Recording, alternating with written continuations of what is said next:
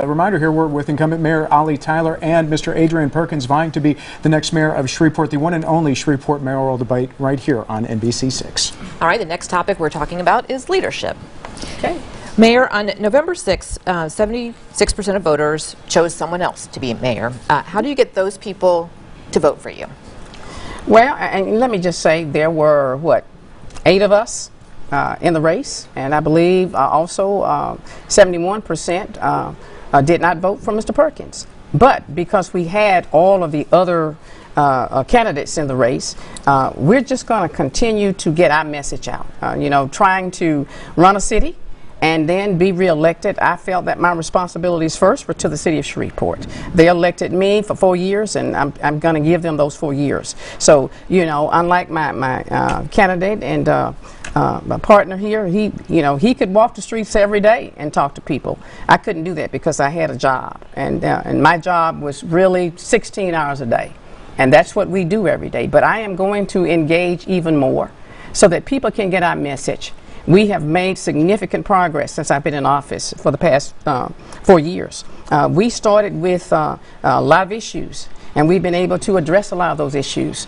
But I need another 4 years to continue the progress. All right, thank you. And you have 45 seconds to respond. No, exactly. So, yeah, the mayor talks about her working and, you know, campaigning. But as the mayor, I am going to be out there with the citizens. I understand you have to do desk work, but it's also a huge part of the job with leadership to make sure you're engaged with the people that you're leading. You're inspiring them. You're making sure that they continue to have hope in their city. So that's the way I would go about that. Okay. Another question for you. In the November 6th election, 20,000 people voted Republican. The leader of the Caddo Parish GOP says there are too many questions about you specifically. How do you work to gain the trust and vote from Republicans? Well, I think if you look at the numbers, and the breakdowns have been out since that election, we did very well in the Republican community. One thing that I'm most proud about November 6th is the coalition of Shreveporters that we put together across every walk of life: black, white, Democrat, Republican, male, female. So I think the message is out there. Some people just had a different first choice, but 76%, as you pointed out, wanted change in Shreveport, and the opportunity for change still lives in my candidacy. Thank you. Well, Mayor, the city is currently being sued, accused of overbilling commercial customers for water and sewage. If the courts side against the city in this lawsuit, would you request an audit of Shreveport's water department? Well, you know, we've already done that, and we're about to complete that audit.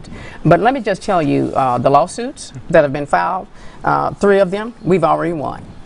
We've not lost one yet. And so, you know, most of the public really doesn't know that, and we're going to make sure that they do understand that. For some reason, the good news doesn't sell. When the suits were filed, you know, we had a lot of, hoorah about it. But since then, we've won the 3 lawsuits that were filed against the city because we did nothing wrong, actually. We had people who were interested in gaining financially on the city by doing that. Did we have some problems? Absolutely. And we sued the company that had the management oversight, a company that I inherited when I came in. And now we have sued that company, and now we've replaced that company with somebody else. And they're on the ground out there working with our staff members, trying to make sure that we can fix the water issues. And that's what the audit's going to do, address the issue at its core? Oh, yes. The auditors have already done a lot of that, but the new company that we've hired also is heavily involved in looking at the old system, putting in a new system. And I just want to say that NBC 6 did cover when the lawsuits were tossed out, so Absolutely. maybe one of those other stations. All of them. We've won every one of them. Yeah. Absolutely. Well, Mr. Perkins, what items currently proposed in the $500 million city budget would you change, keep, get rid of? What really stands out to you as either needing to stay or needing to go? The thing that stood out to me the most is actually, and I know this might not be directly pertaining to your question, but this is my big takeaway when I looked at it, is the dipping into our reserve accounts. Right now I see some interesting accounting where it shows several departments are actually operating cheaply, but it's also with an injection from our cash reserve. So I would make sure that we stop actually doing that.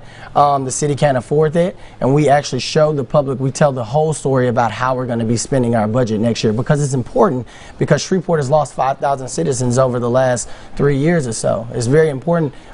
If we continue to lose citizens, our budget will shrink, and that's when those hard decisions are going to have to continue to be made, and that's what I'm proposing for the city to grow, so that our city budget can actually have the money there to put resources in the areas that we need. Priority number one with the city budget would be what with you then? Making sure that we cut back on dipping into the city's reserves. Very good. Thank you. Mayor, new faces will make up the future city council. So what is your mindset in working with them and getting their cooperation on new projects or proposals? Well, you know, let me just tell you, when I came into office and having the experience of having to work with a school board, when I was superintendent at the state and at the local level, we will be reaching out to those persons. Politics are different, though. And we will continue to try to reach out to them to get them more engaged in getting the neighborhoods and the districts that they represent involved. One of the things that I've said to our council members, our current council members, is we need to work together. I don't work for you, you don't work for me. I do the executive part of it and you do the legislative part of it, but we have to do it together. I'm going to be talking and having that same conversation with the new members, trying to make sure that we are out there together. We hold a lot of meetings, we go to a lot of different events. We are engaging, and we are giving hope to the people out there, because we go all the time. But we're going to be working with them closely in the neighborhoods, developing and creating neighborhood associations and working directly with our youth so that they can understand we have to do it together as elected officials and public servants. Thank you. Thank you, Mr. Perkins. Same questions to you. Faces are going to be changing. How do you get everybody on the same page? No, absolutely. And I've already been working to build those relationships with all the candidates that's in the race, and I'll continue that throughout. What's important is you create a team environment.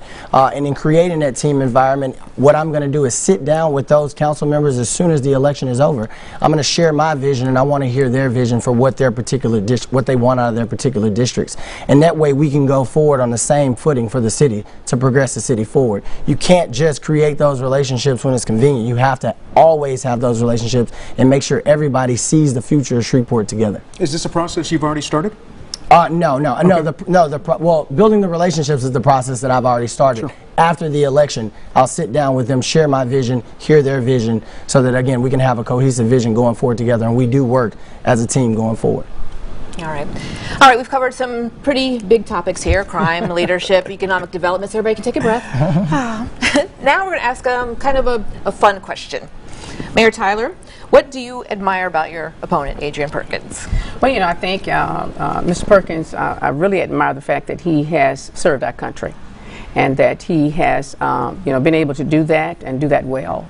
And so I do want to thank him for his service. The other thing I admire about him is that, you know, he has, I believe, a great background, a great education, and that, you know, I think that he needs the experience. And I think when he gets more experience, he'll be ready to lead this city.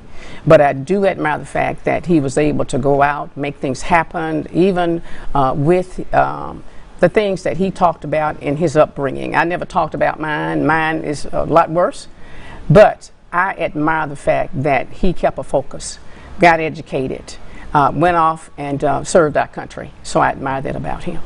All right, thank you. Yeah, Mayor, thank you very much for that. Well, Mr. Perkins, she addressed you by name, but we're going to give you more than 45 seconds with this one. You might even get more than a minute as well. What do you admire about our mayor? Thank you, Mayor. I greatly appreciate the service that you've given to this community and to our state. She's been a public servant, and, you know, being a public servant myself, I understand the sacrifices that you take, that you make, and sometimes it's a thankless job, especially the part about you being an educator. Educators were critical in my story, and I call them the real heroes when I spend time in our, KTAL Parish schools. They are the real heroes because they make so many sacrifices. So thank you for what you've done for our city and for our community, in the past. So thank you.